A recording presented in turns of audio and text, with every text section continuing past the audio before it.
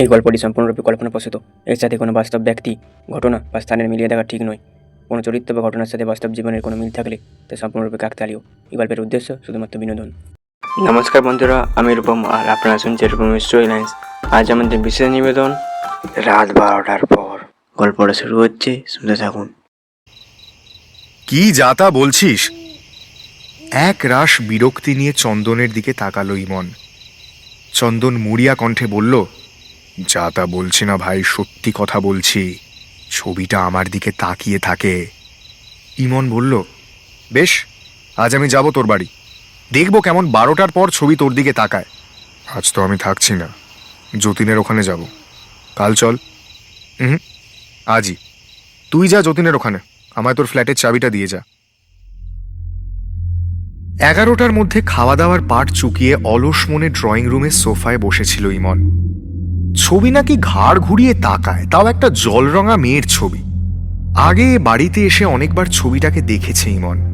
একটা স্বল্প বসনা মেয়ে, স্নান সেরে ঘাটে উঠছে, গায়ের কাপড় ভিজে গিয়ে শরীরের সঙ্গে লেপ্টে আছে। মেয়েটির পিঠের দিকটা এঁকেছেন একজন শিল্পী।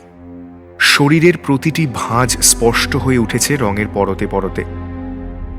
খুবই কমন একটা থিম। আজও সন্ধ্যা থেকে অন্তত 10 বার ছবিটাকে খুঁটিয়ে দেখেছে সে।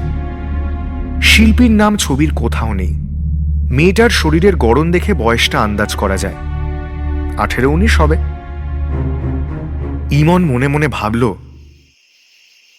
যত সব সেকেলে বুঝরুকি, রাত 12টার সময় মেয়ে নাকি ঘাড় ঘুরিয়ে তাকায়, বোগাস। একটা সিগারেট ধরালো ইমন। আর 1 মিনিট জলজলে চোখে ছবিটার দিকে তাকিয়ে থাকে সে। ধীরে ধীরে মেদুর হয়ে আসছে ওর দৃষ্টি।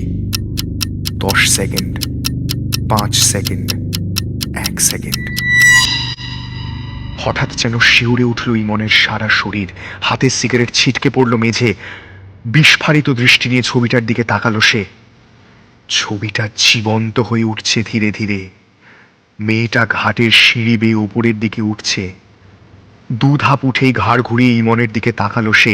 রক্ত জল করা চাহনি আঁতকে উঠল ইমন। এই মুখটাকে সে চেনে। এমন ছবির মতো সুন্দর মুখ একজনেরই ছিল, যার কথা এই শহরের কেউ জানে না। শহর কেন, তার গ্রামেরও কেউ জানে না। চন্দ্রিমা, তার কলেজ জীবনের ক্রাশ, প্রেমের ঈর্ষায় যাকে জলে ডুবিয়ে খুন করেছিল ইমন। ইমন টের পেল একজোড়া ভেজা হাত কখন যেন তার গলা পেঁচিয়ে ধরেছে। চিৎকার করতে গিয়েও পারল না ইমন। ভয় কাঠ হয়ে যাওয়া কণ্ঠনালী থেকে কোনো আওয়াজ আর বেরোচ্ছে না। দ্রুত নিঃশ্বাস বন্ধ হয়ে এলো। মৃত্যুর কোলে ঢলে পড়তে পড়তে ইমন শুনতে পেল সারা ঘরময় ছুটে বেড়াচ্ছে একটি পরিচিত মেয়ের উন্মাদ প্রায় হাসি।